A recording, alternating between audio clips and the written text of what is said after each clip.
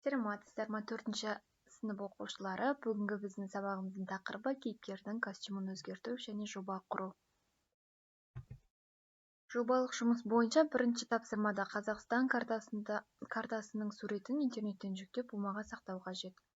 Scratch программасын іске қосып, өзіне ұнайтын кейіпкерді таңдап ал. Кейіпкер картадағы қалаларды аралайтындай етіп қозғалыс жаса дейді.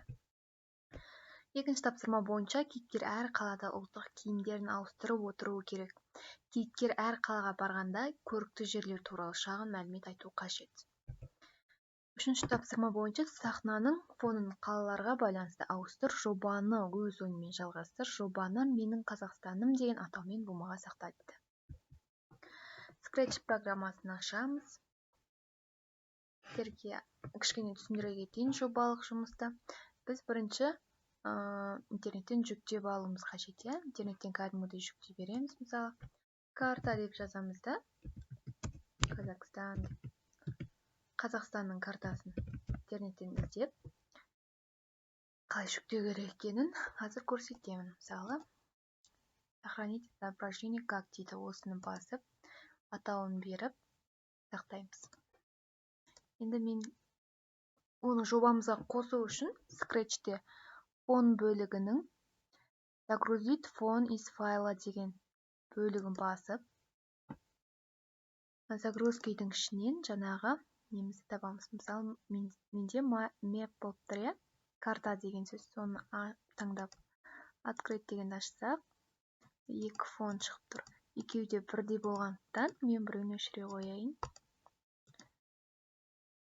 Мышканың сол жағын бассақ, көшірмесін жасауға өтілдетуге болады. Енді бірінші тапсырма бойынша кейіпкеріміз бізде қозғалыс жасау керек. Бір жерден екінші жерге қозғалыс жасайтындай скриптілерді біз жүйеміз қажет. Мысалы, кейіпкер қосуымыздың өзін кітапханасының ішінен кіріп, адамдар бөлігінен кіріп, қалғанымызды таңдаймыз. Сосын барып, окей батырмасын басамыз. Костюм бөлігінде қарасаңыздар, костюмын өзгертетін өте көп екен. Бұны бірінші кішірейтіп аламыз. Картамызға сай етіп кішірейтіп алайық. Енді қозғалыс жасау керек. Қозғалыс жасау үшін движение бөлігіндегі командаларды қолданамыз. Мысалы, басқан кезде менде үш кейіпкерімде қозғалып жатыр. Мен мына кейіпкердікін копировать етіп, мына кейіпкерге де қояйын. Қараймыз. Бәрі өзгеріп жатыр. Кейіпкер костюмын өзгерте отырып қозғалып жатыр. Өшіре қояйын. Мысалы, удалить дегенін бассам өшеді. Енді мұндағы жерде демони деген, яғни біздің спрайтымыздың атауы тұр. Маған ол атау ұнамаса, мына жерден өзгертіп қоя аламын. Мысалы, үшінші кейіпкерді күштей салам. Мысалы, басқан кезде костюмны өзгерте отырып қозғалып жатыр. Не үшін олай жасап жатыр? Біз скриптілеріне, яғни командаларына қарайтын болсақ, жасыл жалаушаны басқан кезде келесі костюмге ауыс дейді. Одан кейін x-156-да 44 дейтін бөлікке бар. 1 секунд, 0,1 секунд күт. Одан кейін x-22, y-37 болатын нүктеге бар дейді. Сол жаққа қарай былай жүріп жатыр енді.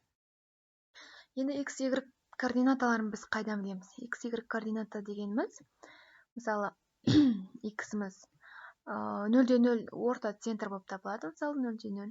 Мұндағы жерде x-y-ға қарайтын болсаңыздар, мәндер беріліп тұр. Бізде жоғары жақ бөлігі, жоғарғы жақ, оң жақ бөлігі оң таңбаларды көрсетеді.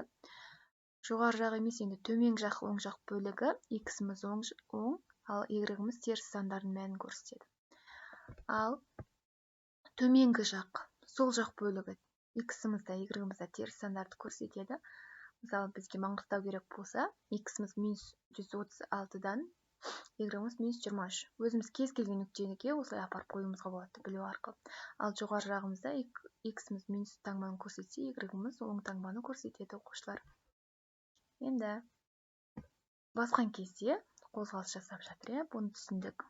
бізге екіншісінде айтып жатыр, костюмын өзгерте отырып қозғалу қажет деп жатыр. Енді біз костюмын өзгертуіміз үшін мына жаңа перомен жұмыс жасап жатыр едім. Пероның барлығын алып істей салайын. Бірінші костюмын өзгерту батырмасын басамыз.